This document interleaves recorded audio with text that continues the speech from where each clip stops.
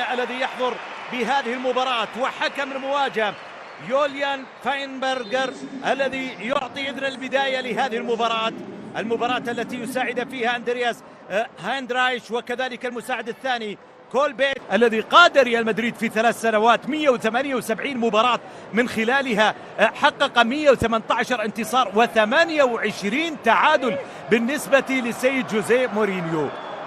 حقق شير اندور اللي رجع الكرة في الخلف باتجاه المدافعين، ثم تمريرة مرت إلى هنا لصالح ريال مدريد. مدريد يتقدم بكرة وصلت عند جولر، والتغطية حاضرة، مرت الكرة لخارج أرضية الملعب. أردو جولر استحوذ على الكرة الماضية كأداء فردي منذ سنوات بعيدة.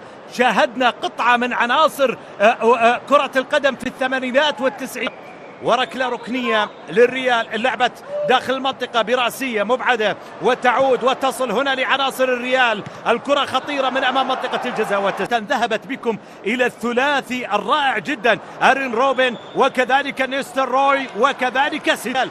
بهذه الأثناء كرة في استحواذ، فالفيردي لعب كرة مرت على الجانب الأيسر لريال مدريد داخل منطقة الجزاء. هذه خطيرة، هذه خطيرة، هذه خطيرة، وصلت إلى الشباك ليعلن معها ريال مدريد أول أهدافه في المباراة عن طريق إندريك الذي نجح من تسجيل الهدف الأول. ومن داخل منطقة الجزاء جاءت الكرة بعيدة عن ديفيد ديخيا، وهنا الصورة كانت على مورينا.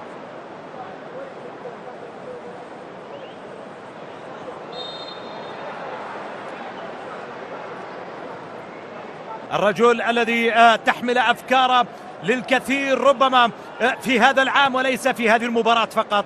الكرتين في مرحلة الشباب، أحدهما لقبا أوروبيا، بعد ذلك عدد من الألقاب إلى جانب مانشستر يونايتد بالنسبة لديخيا الحارس الذي حينما بدأ كرة القدم كان متأثرا بشمايكل. ثم رادو دراغوشين إلى لوكا رانييري. فيورنتينا يتقدم الآن وبكرة طويلة، نلاحظ اعتماده على الكرات الطويلة، وكرة مرت بعيدة وصلت باتجاه حارس المرمى أندري لونين. الفريق الذي لا يتوقف عن تحقيق البطولات إن كانت قارية أو محلية، والكرة اللعب إلى داخل منطقة الجزاء، لكن كرة قطعت وصلت على الجهة اليسار، استعادها ريال مدريد.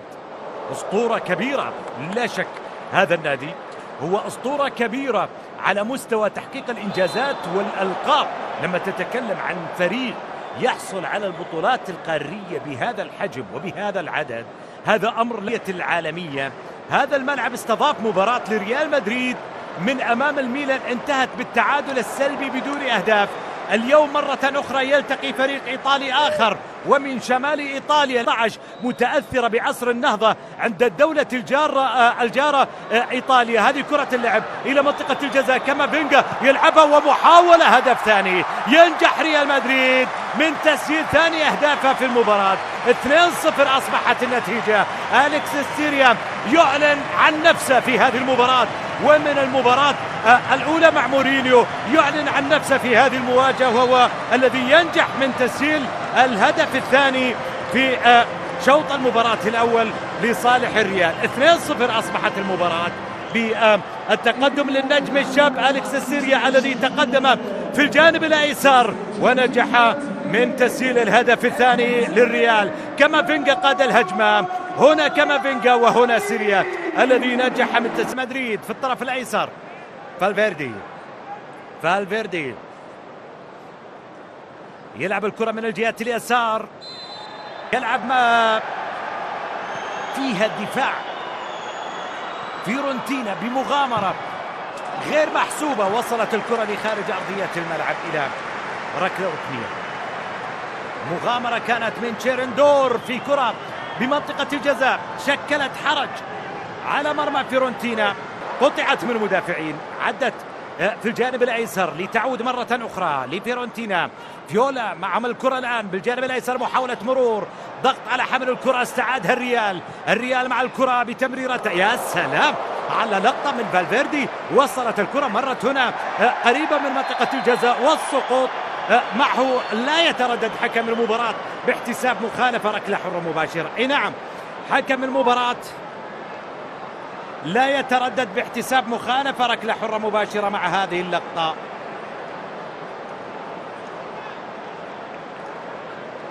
يوليان ثابتة والكرة ملعوبة لكنها واصلة لخارج أرضية الملعب. وصل الآن يتعرف على عطاء لاعبينا. الآن لا شك بأنه يمرر أفكاره إلى عناصره، لأنه هناك فاصل زمني طويل ثاني، حيث يتواجد لدينا سيرجيو ميستري وكذلك خافي نافارو على مستوى حراسة المرمى. عندنا طبعا بقية الأسماء، لامين فاتي. لو أننا تشبعنا كثيرا من كرة القدم في مونديال كأس العالم الأخير، ويقال بأن هناك اكتئاب يدعى باكتئاب عند جيرندور. أرثراتا يلعب كرة لأقصى اليمين، تقدم لفيورنتينا، انطلاقة في الجانب الأيمن وكرة تصل في منطقة الجزاء، التسديدة معها فيورنتينا يسجل بمحاولة الأولى، ينجح من تسجيل هدف الأول من المحاولة الأولى. فيورنتينا ينجح من تسجيل هدف الأول. تصوروا هذه التسديدة الأولى على الإطلاق بالنسبة لفيورنتينا. اللعبة الطويلة في الأمام وصلت لعناصر ريال مدريد لفيورنتينا الآن في محاولة لتسجيل التعادل. نعم كانت المباراة يجب أن يكون هناك الكثير من العمل على مستوى التأسيس بالنسبة للاعبين، على مستوى التطور التقني، ليست شيئا أساسيا في كرة القدم. لذلك إيطاليا أصبحت بعيدة عن المشاركة في كأس العالم لعدد من النسخ الأخيرة. الجميع أصبح يسأل أين إيطاليا، ولا يجوز أن يلعب كأس العالم بلا إيطاليا. الجزاء تعود مرة أخرى لفيورنتينا على الجانب الأيمن، وتراجع عناصر ريال مدريد وكرة اللعب في الطرف الأيمن. السيطرة على الكرة الصافرة بوجود هذا عن بدايات شوط المباراة الثاني. الكرة لعبت لمنطقة الجزاء، مقطوعة من حارس المرمى لتعود وترتد بهذه الطريقة. أندريك ينطلق ويتقدم وحالة شد، لكن حكم المباراة يعطي مبدأ إتاحة الفرصة أرنولد وكرة اللعب، لكن كرة بمنطقة الجزاء ومحاولة المرور وكرة فيها سقوط، والقرار بمخالفة ركلة حرة مباشرة. القرار يأتي بكرة ثابتة ركلة حرة مباشرة لفيورنتينا بهذه الأثناء، قريبة من منطقة الجزاء. فهل ينجح فيورنتينا من تسجيلها؟ نلاحظ بأن رولاندو ماندراغورا يطلب تنفيذ الكرة الثابتة. هل كانت في منطقة عن التعادل وعن العودة أمام ريال مدريد هنا في هذا الملعب، وكرة تتسدد حلوة جدا من رولاندو ماندراغورا. تسديدة جميلة لكنها عدت إلى خارج أرضية الملعب. شوف التسديدة مرة أخرى، لعب الكرة هناك عند المقص العلوي، كانت قريبة من المقص العلوي هذه التسديدة. يكشف عن وجه آخر في شوط المباراة الثاني. مع ذلك فإن النتيجة تبقى في صالح ريال مدريد بالنتيجة التي تركنا عليها أحداث شوط المباراة الأول. لكل مدرب أهداف الليلة. مورينيو يريد أن يبني فريقا قادرا في الموسم، يتطلعون إلى ذلك من خلال مثل هذه اللقاءات. وكرة بالراس وهدف ثاني. نعم الفرق الإيطالية لا تسقط أمام ريال مدريد هنا على هذا الملعب، هنا في وورتر سي. الأندية الإيطالية لا تسقط أمام ريال مدريد، وينجح مويسكين من تسجيل هدف التعادل هنا في هذا الملعب. ريال مدريد تعادل أمام الميلان قبل 5 سنوات بتعادل سلبي، ويعود مرة أخرى هذه الليلة ليتعادل من أمام فيورنتينا بنتيجة 2-2. مويسكين الذي نجح من إحراز هدف التعادل برأسيته في ظل أنه ريال مدريد متراجع بالكامل في انطلاقة شوط المباراة الثاني، وفي ظل أن فيورنتينا يأتي بكل شراسة في الشوط الثاني من المباراة. فإن هذا كان منتظر حال، حينما نقول أنه كان حالما، أنه الأحلام لا تذهب والأحلام لا تغيب. هو في نهاية كبير بتاريخ الكبير وبجمهور الكبير وكرة اللعبات، لكن بقبضة اليد أبعدت ووجود صافرة مخالفة ركلة حرة مباشرة. نعم في المونديال السابق أصبح عنصرا. فيورنتينا تخلى عن الحالة الهجومية والصورة الهجومية بعد أن نجح من تسجيل هدف التعادل. هنا مويسكين رجع كرة لكن فيها تدخل. مويسكين يحصل على الكرة. دائما نقول بأنه الجميل في المباريات الودية أنها تمنح الفرصة تمريرة وعودة عناصر فيورنتينا إلى الخلف الآن في لحظات دفاعية بالنسبة لفيورنتينا بعد أن ظلوا متقدمين في أوقات كثيرة في شوط المباراة الثاني، لكننا تصبح الكرة الآن يعني فيما بين البين.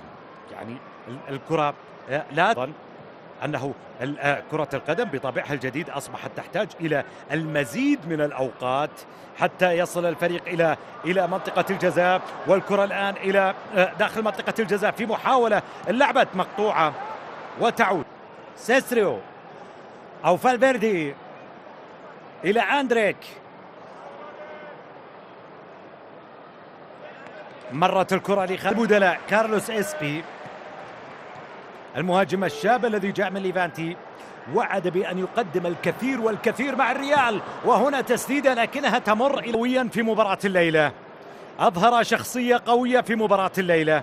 نعم هي مباراة ودية، لكن الظهور أمام ريال مدريد والعودة بعد أن كان متأخرا بهدفين، العودة بهذا الشكل وبهذا الانطلاقة شوط المباراة الثاني في مكان ديخية. عادت الكرة لفيورنتينا من جديد، انطلاقة والكرة مقطوعة، عادت إلى فيورنتينا مرة أخرى. الفيولا معهم الكرة والتقدم، الانطلاقة والكرة في حوزة فيورنتينا بهذه الأثناء. تقدم وانطلاقة ومحاولة من الجانب الأيمن، الانطلاقة الآن في الجهة اليمين لنيكولو فورتيني، وفورتيني في محاولة لكن يلعب كرة في الجانب الأيمن،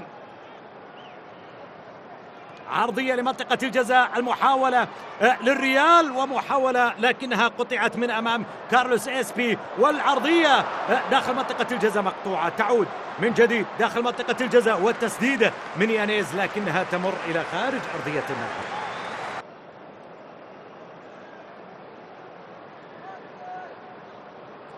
تبديل قادم في ريال مدريد، لاكوستا يستعد للدخول في شوط المباراة الثاني.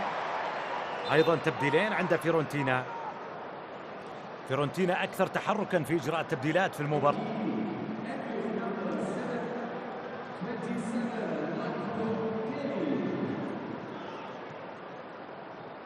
كرة لريال مدريد مرة أخرى، المحاولة عند منطقة الجزاء، إبعاد من دفاع فيورنتينا. الدقائق الخمس الأخيرة في زمن شوط، ولم يقف الأمر عند هذا الحد، بل كان الفريق بدون أي تسديدة مقابل 8 تسديدات تلقاها، ومن أول تسديدة نجح من تسجيل هدف. ثم في انطلاقة شوط المباراة الثاني بعد التسديدة الأولى عرف بأن هناك طريقا إلى الريال، أن هناك طريقا في المباراة يعبر للريال، وهنا تسديدة. لكن هذا الرجل الذي رسم طريق التعادل برأسه رسم طريق التعادل حينما منح فريق التعادل برأسية بعد أن كان بعيدا عن المباراة وبعيدا عن التعادل، لكنه نجح بإرادته وبإصراره من العودة في المباراة بالتعادل، ويريد أكثر من ذلك لكن التسديدة يعني أوقات كثيرة حقيقة كنا نرى بأن ريال مدريد يتعادل بل يخسر في مباراة ودية في أول الموسم، لكنه ينهي الموسم سيدا للقارة الأوروبية. هذه كرة اللعب بالرأس لكنها تمر إلى خارج أرضية الملعب. يعني العدد الذي يحصل عليه ريال مدريد في البطولة